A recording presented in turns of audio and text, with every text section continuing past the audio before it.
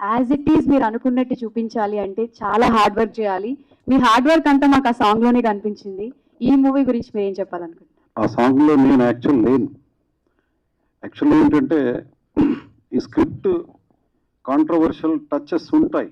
ఎందుకంటే సీన్స్ 18 ఇయర్స్కి blood checkup చేయండి, సిగరెట్ అప్పటి వరకు తాగుంటే వాళ్ళు ఎంబీబీఎస్కి దానికి దీనికి అనర్హులుగా పెట్టండి, అప్పుడు స్టూడెంట్స్లో ఒక ఇది స్టార్ట్ అవుద్ది. 21 ఏజ్కి బ్లడ్ టెస్ట్ చేయండి, అప్పటికి ముందే వాళ్ళు లిక్కర్ తాగుంటే వాళ్ళకి ఐఏఎస్ ఐపీఎస్ వాటికి అనర్హత వేయండి. ఇలాంటి కొన్ని సీన్స్ ఏంటంటే నేను విదేశాలు చాలా తిరిగి నేర్చుకున్న పాయింట్స్ దీంట్లో పెట్టా.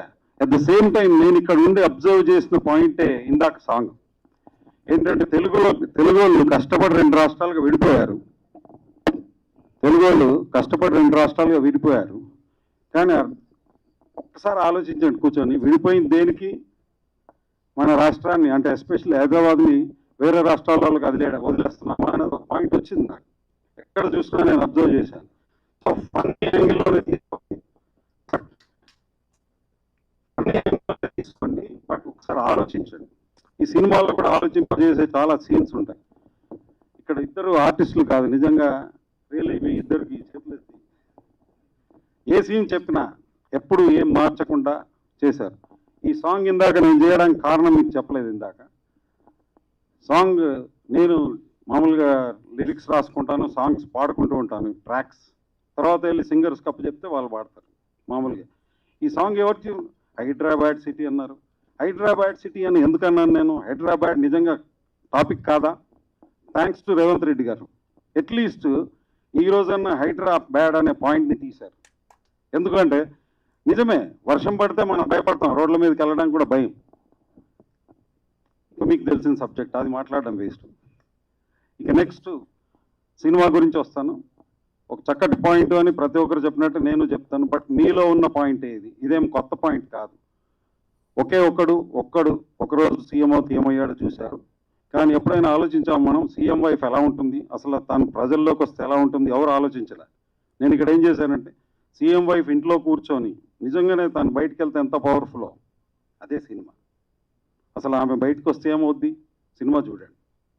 నిజంగా ఈ సినిమా చూసి కొంతమంది మినిస్టర్ల వైఫ్స్ అన్న బయటకు వస్తే నిజంగా దాని చేంజ్ వస్తుంది. సో చేంజ్ రావాలన్న ప్రయత్నం కాదు, పెట్టిన చేంజ్ వాపసు రావాలన్న ప్రయత్నమే. సో థ్యాంక్స్ టు రామకృష్ణ గారు. అసలు ఏనాడు అంటే అందరూ చెప్పే సోదే మళ్ళీ చెప్తే రిపీట్. ప్రొడ్యూసర్ గారు ఇలా ఉండాలని ఎందుకంటామంటే మమ్మల్ని ఏమి ఇబ్బంది పెట్టకుండా సో ఫినిష్ చేయడానికి. ఆర్టిస్టులు వీళ్ళు గొప్పోళ్ళు, ఎందుకంటే ఎక్కడ ఇబ్బంది పెట్టకుండా చేశారు. సో మీరు గొప్పోళ్ళు, ఇప్పుడు దీన్ని మీరు ప్రజల్లోకి తీసుకెళ్ళాలా. అయితే ఇంతకుముందుకి ఇప్పటికీ తేడా ఏంటంటే, నేను ఎంబీఏ చేశాను. సో మార్కెటింగ్లో కొత్తగా ఉండాలి. ఈ సాంగ్ గురించి ఇందాక చెప్తాను, ప్రమోషనల్ సాంగ్. ఈ సినిమా సాంగ్స్తో ఉన్న కాదండి, 2 సాంగ్స్ ఉన్నాయి. అది చాలా రేర్గా నాకు ఛాన్స్ దొరికి పెట్టాను. సో ఆడియో ఫంక్షన్ పెట్టే ముందు నేను ఆలోచించాను, అట్లీస్ట్ ఆడియోకి 3 సాంగ్స్ కావాలి. ఒకటేమో అవుట్ ఆఫ్ ది ప్రమోషనల్కే సాంగ్ ఉంటే ఎలా ఉంటుందని ఒక 40 ఫోటో కార్డ్స్ తయారు చేసుకొని వాటిని పెట్టి ఒక సాంగ్ తయారు చేసుకున్నాను. లక్కీగా మీరు ఆదరిస్తే హ్యాపీ. కొత్త కోణంలో సినిమా ప్రమోషన్కి ఒక కొత్తది. అలాగే నా నెక్స్ట్ సినిమాకి కూడా ఒక సాంగ్ రాసి పెట్టుకున్నా. సో ఇది సక్సెస్ అవుతే అలాగే వస్తాను. సో నాది ఒక స్కూల్, నేను కూల్, అది వేరు. So thank you, me time ఇచ్చినందుకు అందరికీ పేరు పేరున థ్యాంక్స్ అండి. ఎస్పెషల్లీ ఇంద్రజ గారికి, నేను చేసిన చూసి కూడా నన్ను తిట్టకుండా ఉన్నందుకు. నేనేం గొప్పగా చేయలేదు, మీకు తెలుసు. థ్యాంక్స్ సరోజ గారు, థ్యాంక్ యూ. యా.